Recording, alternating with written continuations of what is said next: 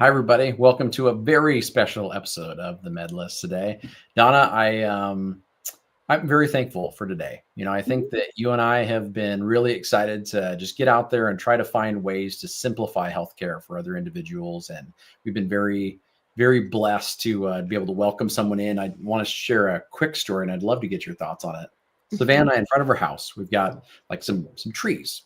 And so those trees over time, they continue to grow and they block the view of a little like a hill. It's called a mountain, but it's basically a hill, right? But maybe not on the east side. Maybe it is an east side mountain. The west side of the rock, it's basically a hill.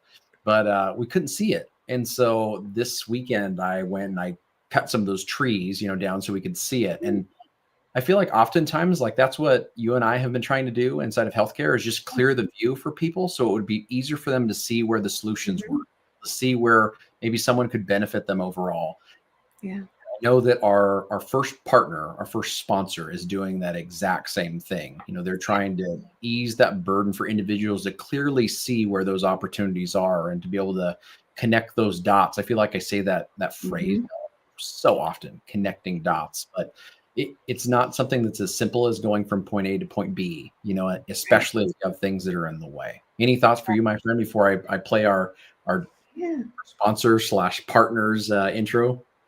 Yeah, I just think people feel stuck, and they don't have to be. There are solutions out there, but we don't always know where to look or where to turn. So hopefully people will, this will really spread. This whole RemediChain is really going to spread.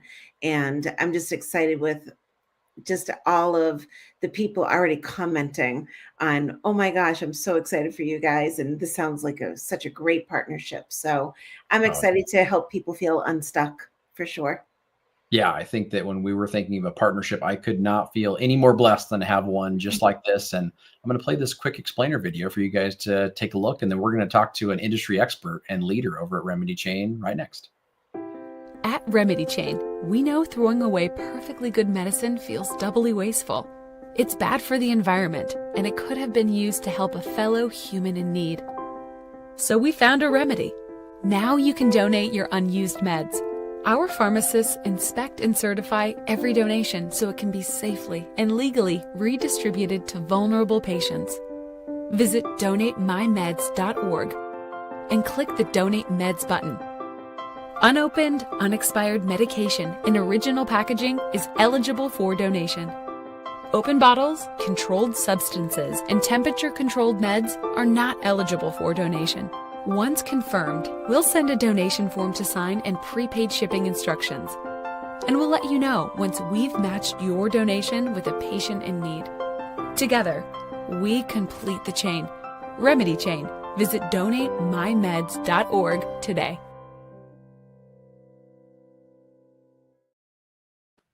Beautiful. So there we are. The secret is out of the bag for the MedList partnering with RemediChain. And another secret is out of the bag that I feel like more people need to know. This incredible pharmacist that I've heard about over the years from one of the leaders in the space, my dear friend and colleague, Phil Baker. And to have Michelle on the stage today is a real honor for Don and I. And I'm not going to waste anybody's time, and I'm going to add her right now. Hey guys. Hey, Michelle. Michelle. So glad to hear. So let me tell everybody about you. And so we have Dr. Michell Zulu with us today, and she's the COO at Good Shepherd Health. She leads efforts in optimizing pharmacy operations and medication management. With over a decade of experience in clinical pharmacy and healthcare administration, Michelle is committed to enhancing medication access and reducing pharmaceutical waste through initiatives like RemediChain. Her work also extends to academia, where she was an adjunct professor at Christian Brothers University, and now she currently serves as a preceptor for advanced pharmacy practice students. And Michelle's dedicated to improving patient care and advancing the role of pharmacy in community health. So thank you so much. It's I can't wait to hear so much more about RemediChain. So please tell us more about you and how you became part of RemediChain. So long story short, Philip to Kevin's, Philip is just a great person. He hired me as an intern. So this is before I even became a pharmacist. I always laugh because I say he is the reason probably why I finished pharmacy school, because sometimes pharmacy school can kick your butt in ways that you've never been kicked before. And I went through that journey, and he just continued to encourage me. And well, here we are now. And he always talked about his dream of us working together one day. Mm-hmm. And so when he founded his own company, he reached out and he said, "Hey, man, are you ready?" And at first I wasn't. So I got scared and I was like, "Listen, I don't really understand what you're really doing out here." Like how do we get paid? Yeah. So which is a very, it's a real question. But long story short, there comes a time in your life when you realize that your passions are no longer being fulfilled. Mm-hmm. And so I circle back, and sure enough, I feel whole. Most of the times I come to work, work is work, but most of the times I come to work, I know we are literally what they tell us in school, saving lives one patient at a time.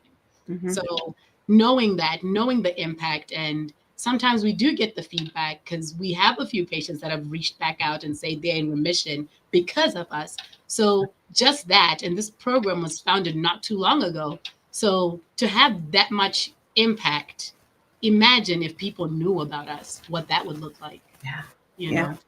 So true. Tell us this, Michelle. I always love the personal connection kind of component that Donna leads off with of this. Tell us about you. The one thing that I'm really curious is when you got a service like this, like RemediChain, and all of us have these little family webs that go out, and we connect to so many people that we love and care about.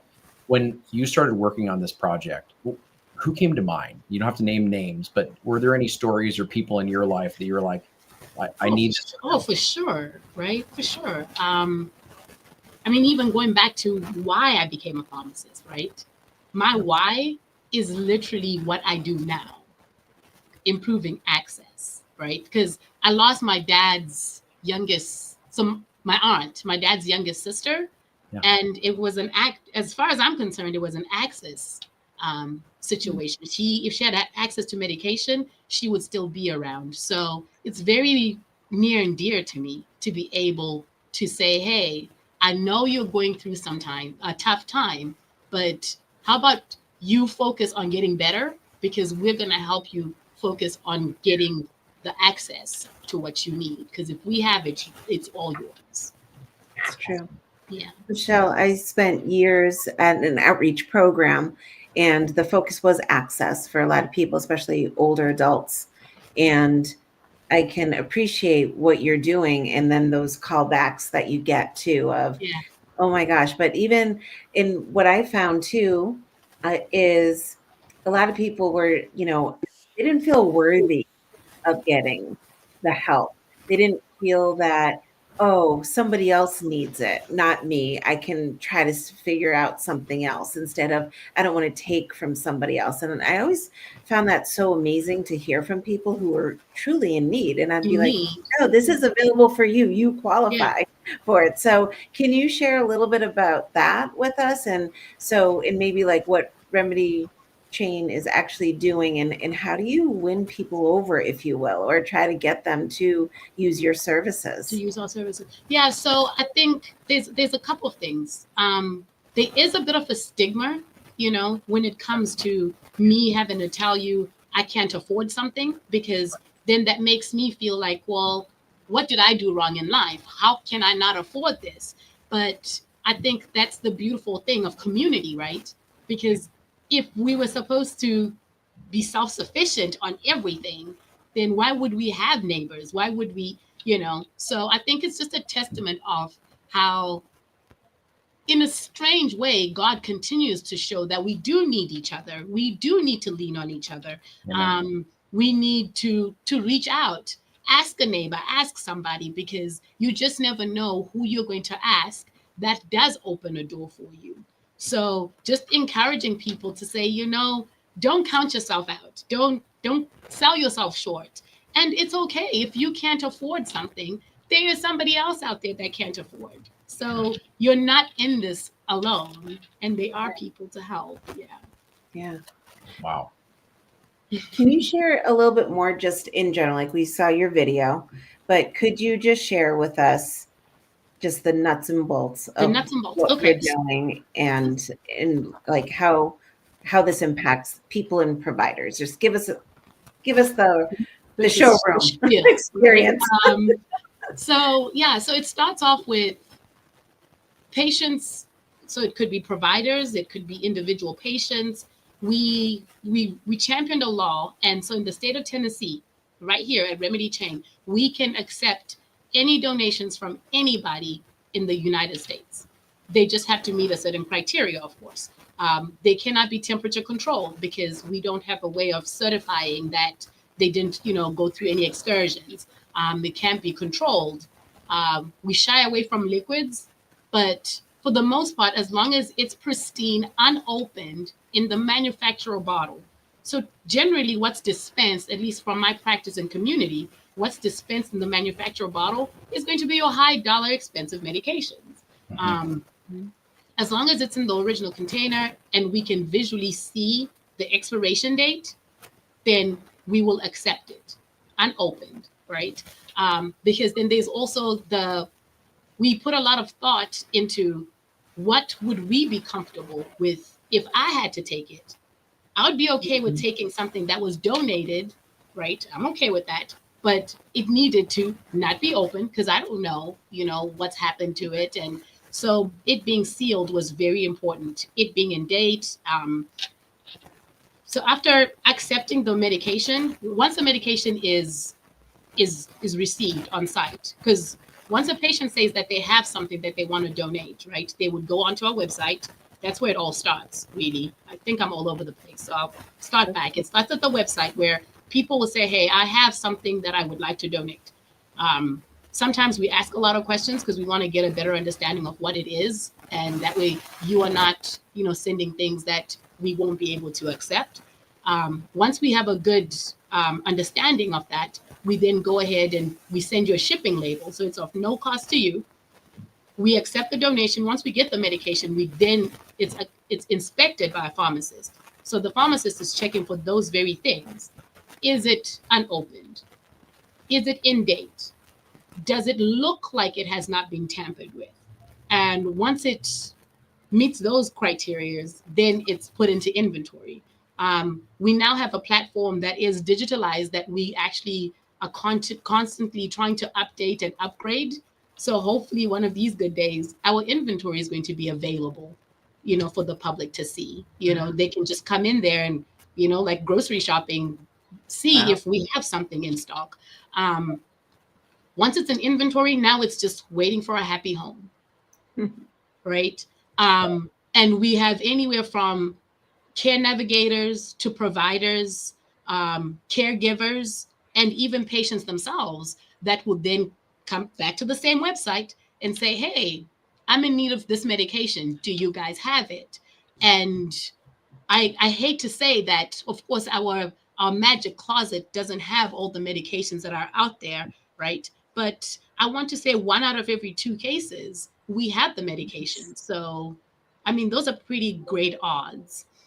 The one thing I've got to commend the entire team on, Michelle, and my love for everything under Good Shepherd's umbrella, including RemediChain, but a lot of people might think this is simple, right? We should have been doing this already. It seems really easy. You just take an unopened bottle, you donate it across, the pharmacy team gets it back.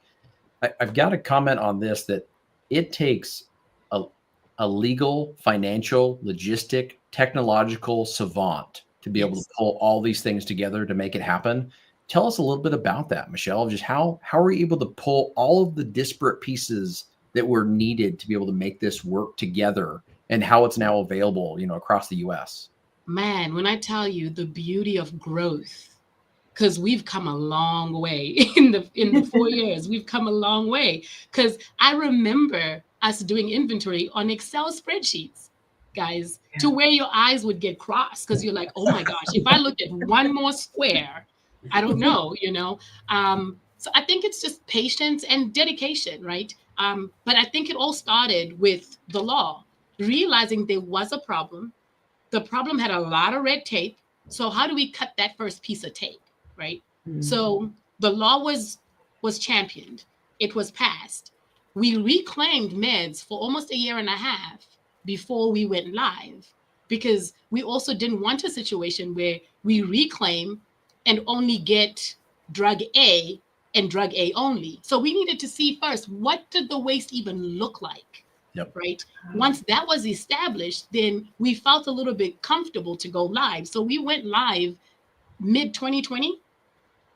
We started actually matching drugs. I say mid, I think it was actually closer to the tail end of 2020 is when we went live, which was also a very interesting time to go live, right? Because if you guys remember, 2020 was a very interesting year. So that's when we went live, and we realized that, wow, there was actually a need. There were people out there that could use our services. Yeah. But again, how do they get to know about us? That's always, and that continues to be a challenge, right? Because in order to be marketing gurus, you have to have the dollars. And we're a very small project. So we continue to use word of mouth and targeted marketing to like oncologists, to depending on what we have in our inventory. We recently had like an insurgence of Creon. Wow. Yeah. I mean, we have so much Creon, it's not even funny. Wow. So, and that's an expensive medication. So our next thing is to start reaching out to CF clinics and see if there's a need for them there, because those are the patients. So targeted disease states that we know if we have a lot of something, they then become kind of like a partner of ours, because then they're also then able to spread the word to their people. Like, hey, oh, you have a patient struggling with this? Well, have you tried RemediChain? Because they might have something that you need. We have a cardiology clinic that we cannot keep Eliquis on the shelf. I bet not. Cannot. I mean, as soon as it comes in, it is going right out, because they are constant. I think we have, for the last easily 8 months, we have a group of patients that we have supported to this cardiology clinic. I know we have a mixed audience in so many ways, Donna, but for both clinicians and for patients to understand kind of the trajectory of the drug manufacturing world right now, we're at a really interesting point. So for a while, maybe 15 to 20 years, we had a standardized kind of algorithm of, you have this disease, here's a drug that's been fully established, and you're going to use that drug to be able to take care of your disease. As of late, let's say the last 5 years, maybe up to the last 10 years, we've had more and more new therapeutic agents come out that are now at the very top of those algorithms, that if someone has a disease, this is the preferred drug to take. Guess what the mismatch is there? Cost. A new drug comes out, it's still on patent. It's often being used by one of the big pharma companies that is getting that medication out. And I'm not saying anything against that. We need drug development. We need new drugs to be able to help our individuals to achieve kind of the health benefits that we need. But it's a massive mismatch. So the fact that you're connecting those dots together, Michelle, is just amazing. Like, what perfect timing, when it comes to the history of medicine. The question I had for you, and I might already have slides over here for us to talk about it a little bit, but is this: when it comes to disease states on both sides of the fence that are donating to the program and needing medications from it, what diseases are we often talking about, Michelle? So our closet, actually, I don't know if this was by design by us. We have mainly oral chemotherapy. Yeah. So when we first championed the law, so we wrote the law initially and then had to amend it. But when we first championed the law, we were very strict. We said we would only collect oral chemotherapy. Wow. So, I mean, we pigeonholed ourselves, to the T, So, which is why we felt like we really needed to sit down and amend that law, because we had a lot of people reaching out saying, hey, I have Eliquis. Yeah. And prior to 2024, we could not accept their Eliquis. We had to be like, sorry, it's not part of what we wrote. So being able to open it up to saying, listen, it's going to be to the discretion of us. We are going to be able to say, this makes sense and this doesn't make sense. This, is safe and this isn't safe. Because like when it comes to injectable things, injectables are not very safe as far as we're concerned, even though the law says we can, right? Because maybe here soon, injectables will all start to look like Lovenox that are individually packaged. Sure. So we can accept that. But Yeah. until such a time comes, but yeah, so now we can accept everything. I think I forgot the question because I got No, excited. it's beautiful. I mean, honestly, you answered it in a lot of great ways. Because one is the law was previously written that it makes sense the disease you were looking at and the ones that were being requested for were those folks that had some type of cancer that could be treated by an oral chemotherapeutic agent. Right. But now that you guys have expanded things, the opportunities to be able to have more donations coming in to treat other disease states. And, I love that we keep bringing up Eliquis. So Eliquis, apixaban, a medication that is probably known by a vast number of our audience because it's just the highest prescribed agent that I remember, Donna and Michelle. I'm sure we all cut our teeth working at some kind of Coumadin clinic or warfarin, setting. And, when it comes to that drug and some of the problems with it overall, they were plenty. And so when providers were able to prescribe apixaban instead of using warfarin for offending, it was a game changer. The only thing that wasn't a game changer is patients coming to the counter and saying, "How much is that?" Like I either have to take my drug or to get groceries.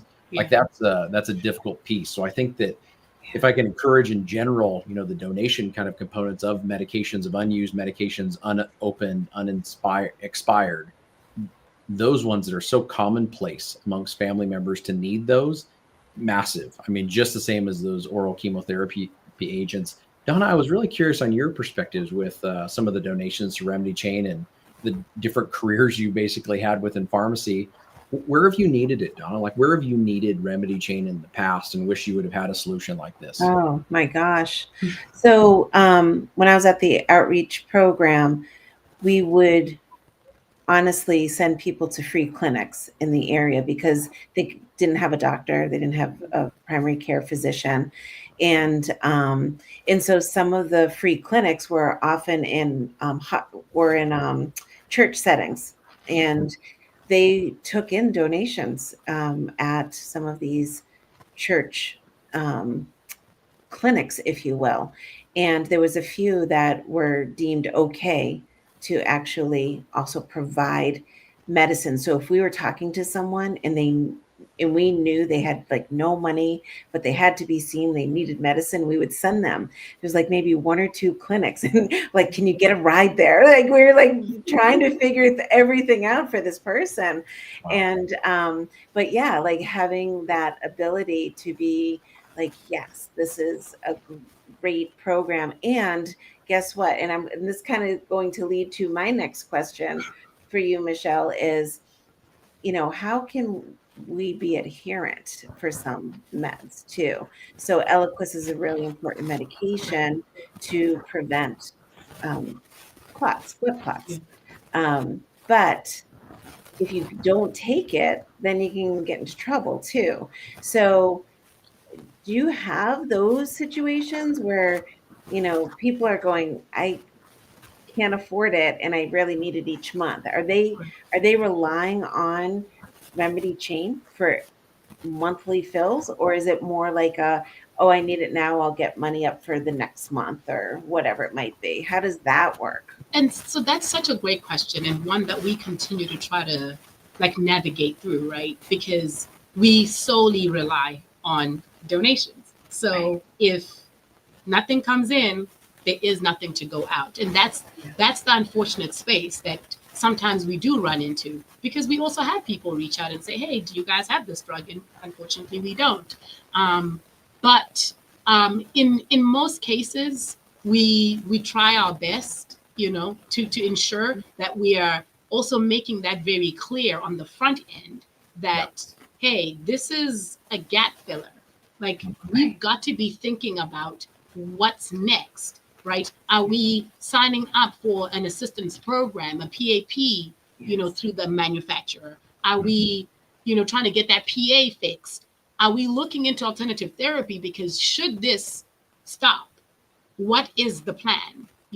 So that's something that we're also doing very proactively on the front end, letting people know that, hey, this is a month-to-month thing, and in some cases, if we know you're going to be on that therapy for like a short burst and we do only have a certain amount, I say this because we actually have a very unique situation where a guy is going to be on a medication for I think 6 months, and we had just enough for 6 months. Wow. And so because he was also very, like, their provider was very upfront about it and all of that, we're able to just say, you know what, we're going to keep it for you. You know, it's also one of those things where we haven't dispensed it, so we felt comfortable enough to say we're going to hold it for him. As far as Eliquis, though, we can't, because that is one that we're being asked for constantly. So it's really a first come, first serve. And if we have it, it is yours. Yeah. Wow. Along those lines, I'm really curious with this, Michelle. I know that you and I and colleagues of yours have talked about it a little bit, is when it comes to how are the donations coming in, right? From like individual patients, like what circumstances in life are they often presented with that someone is sending, this is how a pill bottle goes from this patient or this patient's family into RemediChain. And then after you're done answering the patient side, I'd also like to know when it comes to working with healthcare systems. I mean, not to shock anybody that's listening, but Kevin, as a pharmacy director, would throw away tens of thousands, hundreds of thousands of wasted drug, right? And I know at larger healthcare systems, that number continues to grow. Like it is a massive amount of healthcare waste is in those drugs that are expired.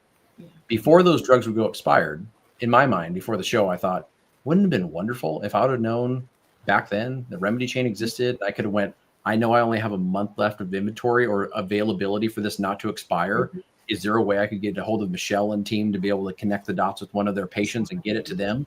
Yeah. So anyway, if you could educate us on how patients are often going from their homes to you, and then for healthcare systems and other clinicians of going from their sites to you. So one that I've wrestled with is patients to us. Because as much as I love the donations that they're making, when the patients are the ones that are making the donation, it's a very tricky space, because I then go to over dispensing. Oh. Because how is it that you have 4 unopened bottles of Eliquis and you're supposed to be on it, right? But that means we dispensed so much of it. You then started this drug, had a negative side effect, most likely. And so because you had a negative side effect, we had to change your therapy.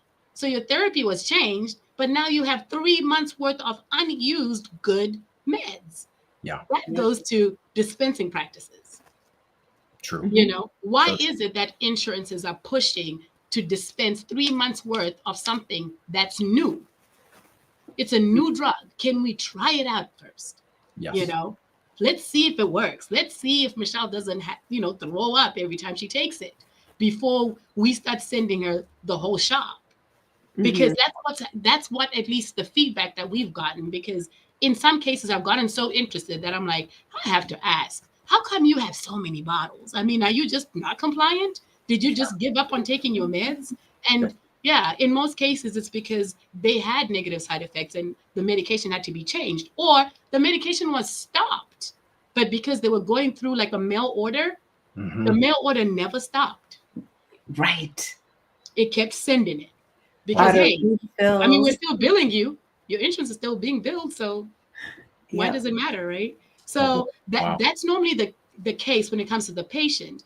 And then when facilities, at least the facilities that we've partnered up with, how we're getting donations through them is because when they're in clinic, their patients, will come back, or when they change a medication, their patients will say, well, doc, I've got all these, what am I supposed to do with them? So it's still kind of the same concept of, as far as healthcare systems donating, it gets a little tricky because unfortunately, if a big hospital had that much waste, they would want to be able to account for it, right? And say, well, this is what happened, and get a credit for it when they do a midterm or whatever, versus donating it to Michelle. So in most cases, I think it ends up getting destroyed, but because we also don't want to encourage waste.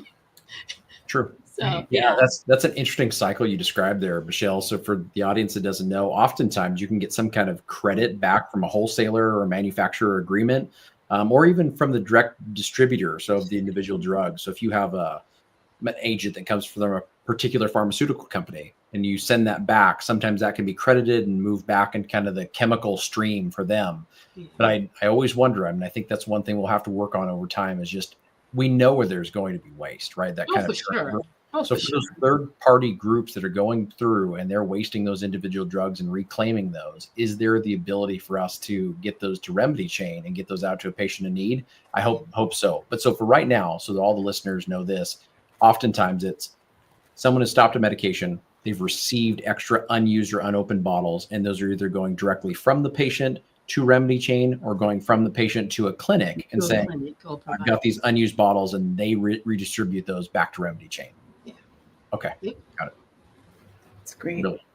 So, Michelle, you mentioned previously that you can take in donations from anyone anywhere in the United States, but not everyone in the United States can access RemediChain in order to get medications to them. So yes and no. Okay. There's some places where there's a little bit of yellow tape. I wouldn't call it red tape. There's some red tape. We just have to, figure out how to get that medication to you. We're presently licensed in 30 states across the United States. So each state then also has different criterias. So most states state you need to be a certain level of income and not have insurance.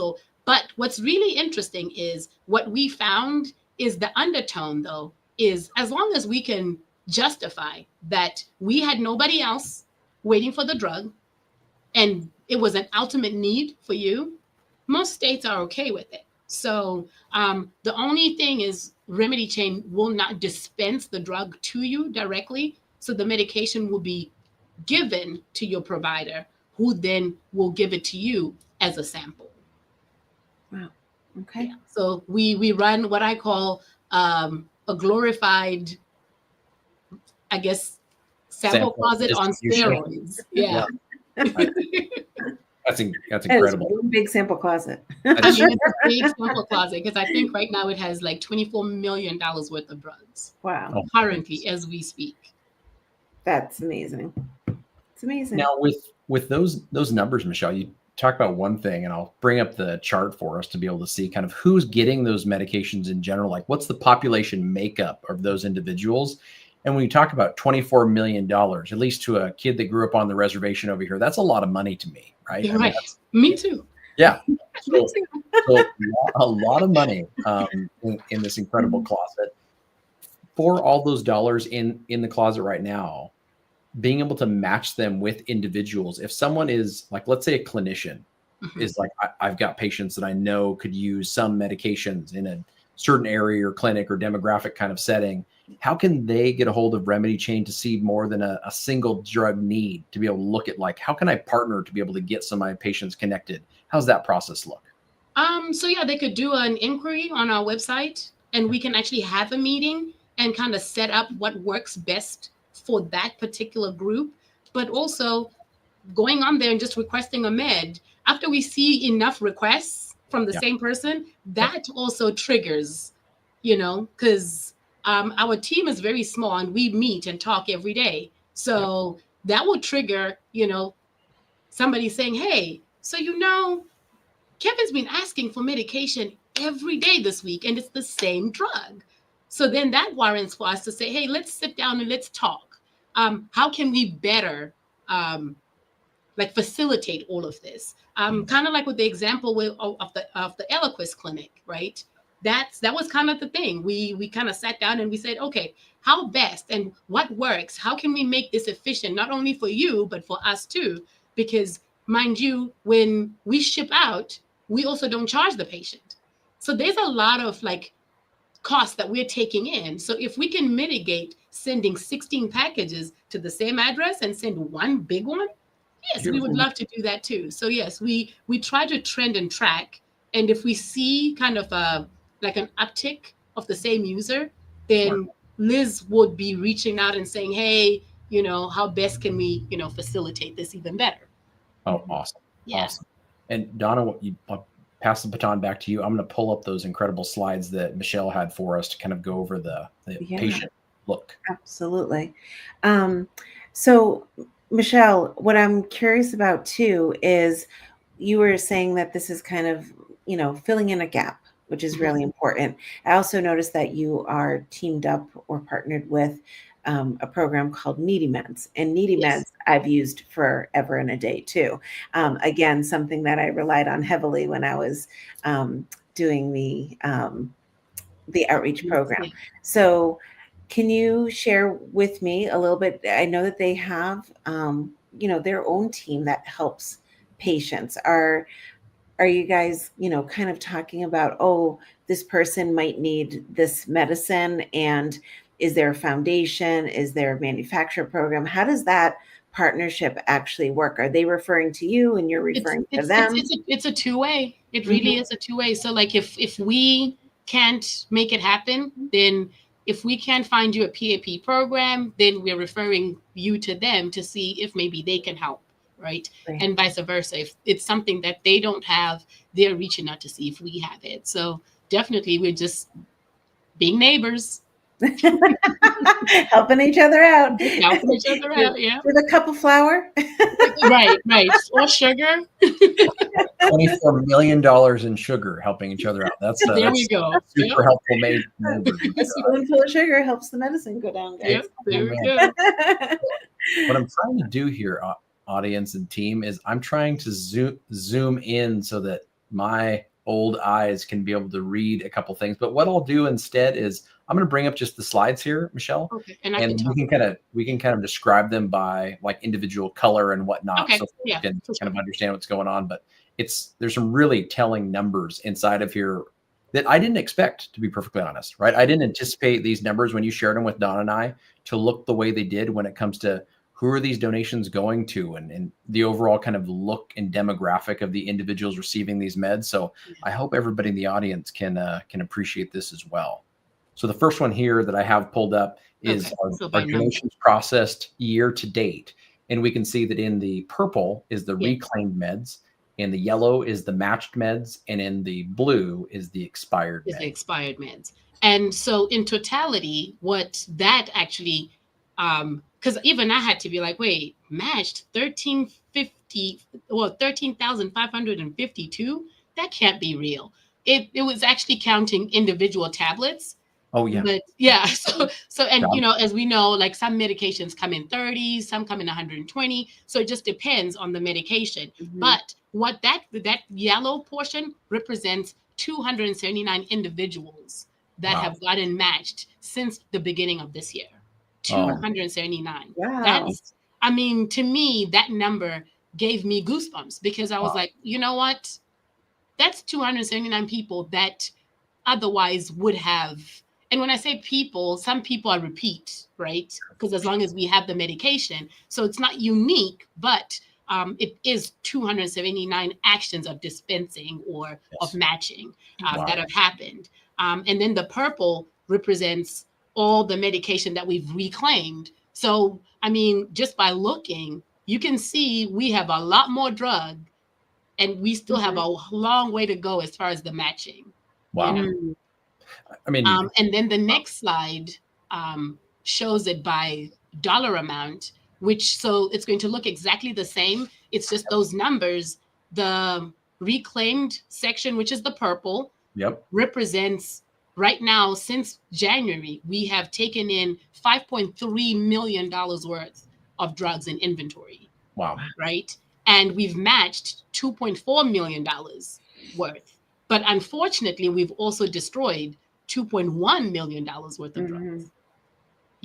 But I think part of it, we're now starting to, our earlier donations, the expiration dates are starting to catch up with us. So, because before our expiration our destroying wasn't as high, but that's because we had just started. So we didn't have too much stuff that was expiring on hand. But now as the program continues to grow, our on hands, as that goes up, if we're not matching as quickly, that also means we're going to be destroying just as much, right? And then the very last slide is one that I think really like blew my mind away, because as a provider, I always talk about this, but to actually see it, and this slide is talking about insurance status.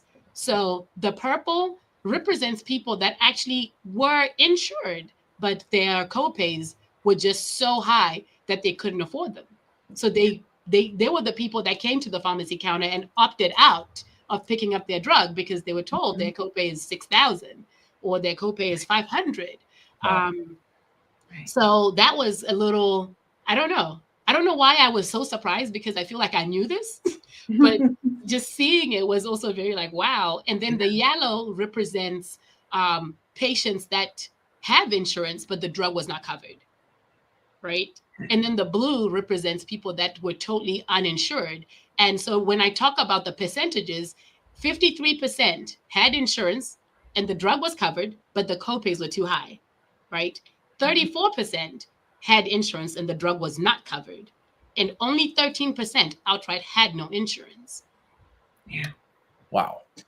Yeah, So, I think just so many blessings in that first slide, you know, of seeing how many people are donating medications that are yes. going over to RemediChain is just absolutely incredible. I love seeing that. I'm so excited to see that grow.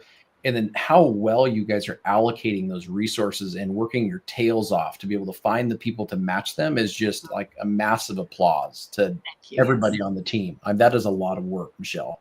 But that last one is really fascinating. I think that Dawn and I have talked about it over the years now, that insurance doesn't have all the answers for us. And oftentimes it leads us, unfortunately, into predicaments, you know, for our healthcare decisions, that it just doesn't seem like there is an opportunity to do what we feel like is right for us. Yeah. Tell me this, Michelle, do you have any patient stories that you can share when it comes to like, you're able to connect some things for a patient that were maybe a little hard on the heart, you know, for you to be able to talk about, but I'd love to hear them because I think that really brings it all together. So I actually have one lady, and as I talk about her now, I'm like, oh my gosh, I haven't checked on her in a while. But she reached out. She found us in a Facebook group, and I mean, she had a good life, is what I would consider. You know, she had a good life. She had retired. She was a flight attendant, so it's not like she was marginalized by any means, right? Yeah. Her copay would have probably put her into financial toxicity within like months. Wow. Right? And so that's how we got to learn about her. And so she started using our program. And of course, her cancer didn't come out until she had retired. So, which then also made her benefits a little, I guess, wonky as far as insurance and copays and stuff, right? But anyway, we were able to like give her medication. So there are some drugs, and I'm going to make a shameless plug at one stage or another of the drugs that we have a bunch of, that I'm like, send me everybody that needs this drug, because we have plenty of. And there are some that I know we could probably comfortably do continuous treatment and hopefully help somebody get into remission. That's how comfortable I am with these drugs. And so she was fortunate to be prescribed a drug that was one of those. So, I mean, we were giving her the medication every month. Every month we would send it to her. Until unfortunately she reached out and she was like, yeah, so looks like my cancer has taken a turn. And it's not that this drug is really not working anymore, because it seemed to be working, but it actually isn't doing what it's supposed to be doing. So they're going to change my therapy. And so, yeah, so once they changed the therapy, I think they changed it to something that was more manageable as far as the finance. So she stopped using our program. But I do randomly check on her and just be like, hey, are you okay? What's going on over there? Because it was just it was near and dear to me, just hearing her story, because everybody has a story, right? And if we're so quick to judge, right, given I just described her life, I would have been like, oh, girl, you don't, like, we're not going to service her because of that. But no, everybody has a story, and I think we all deserve to be heard. So I was grateful that, Liz, when she did her onboarding and everything, the lady was super nice. and Amazing. we ended up where we ended up. Yeah. Yeah. I love that you chose that story, Michelle. I really do, because I think there's, I'll say why. Oftentimes when you think about like donations of medications, we're thinking of, folks that they like life has been very hard for them. And like you're saying, Right. as an individual, life was not that it wasn't hard, right? Overall, I'm sure there are lots of other, components that I'm not going to minimize that. But when it came to financial wellness, seems like this individual is doing really well. Yeah. But the one thing that folks may not realize is, do we know what the leading cause of bankruptcy is inside of the United States? One of the leading causes, at least, is medical debt. Medical debt. Doesn't matter how well you've prepared. Once you see those bills coming across the line and they're in the hundreds of thousands of dollars range, tens of thousands of dollars, crippling individuals, multi-generational trauma done by that kind of medical debt that goes upon a family. Especially cancer-related medical debt. It is massive. And so I think that when it comes to appreciating a program like what RemediChain has put together and the people that they're blessing and connecting the dots with, I really think it's just absolutely incredible, that you guys are helping so many people to be able to avoid that massive hole. That massive hole. Really pull so many families in. We had one individual, I have to give him a shout out. So right here, this gentleman, Paul Kleber, I knew how to say that last name because that's my uncle right there, Michelle. And there we go. one of my favorite listeners. I've got lots of favorite listeners, but Uncle Paul way up there. He says the insurance chart was eye-opening and surprising. Yeah. So Uncle Paul's background is he ran insurance companies for years, doing medical insurance and everything on that side. And so I think that's one thing to be able to see is that, the insurance piece and the folks that you guys are helping, like it isn't a small demographic. We're not talking about a very small subset of the population. We're talking about any and everybody. Everybody could be helped. Yes. Donna, any final questions for Michelle? This episode has flown by, as I know. Yeah, no questions, but just a big thank you. I am really impressed, and I do hope that people will really take the time to investigate RemediChain, to listen to this episode and many of the other MedList episodes too. And I know we always ask this, and Kevin, I'm going to steal your thunder right now. We just want to make certain, Michelle, that you are letting the providers and the patients know exactly, like any last words that you want to make certain is clear to them so that they understand, exactly what your mission is in RemediChain. If you're a patient and you get prescribed something that just seems like it is too costly for you, go to donatemymeds.org and click on the Need a Med button, and somebody will be in touch with you within 24 hours to see if that's something that we can provide for you, or we'll point you in the right direction. And if you're a provider and you have a patient, I guess I need to add this a little bit. As providers too, we don't normally ask a lot of questions about cost. I encourage providers to start asking that because that's a huge thing. People don't think it's the right space to talk about it, but if you're writing things for me that I can't afford, we're not doing anything, So let's talk about the cost. Ask your patient, hey, what is your barriers? When it comes to you getting access to these medications, because that's when you'll be able to identify that, this is a perfect fit for RemediChain, and you can point them our direction, or you can get the process started for your patient on behalf of them. So, but go to our website. Yeah. Michelle, I'd always say to patients too, your provider does not know every single insurance and every single copay and where you are between deductibles and copayments and how it works for you specifically. So they're shocked. They're just as shocked as you are hearing some of these prices. So have those conversations. So encouraging both sides, right? Providers ask, but also patients speak up. Patients, talk about your barriers.